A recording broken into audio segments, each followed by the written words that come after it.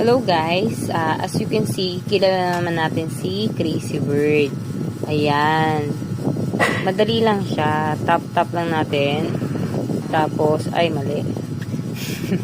Okay, dito kay Sisa. Ayan, marami na nag-download nito. Madali lang siya.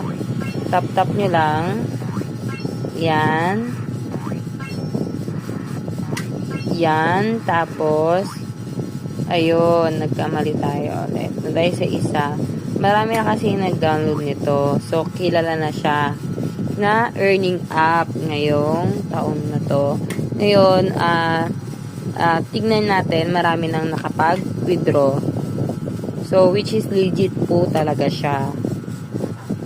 Ayan, hindi lang po tayo makaka-earn dito sa isa, sa withdrawable banknotes na pwede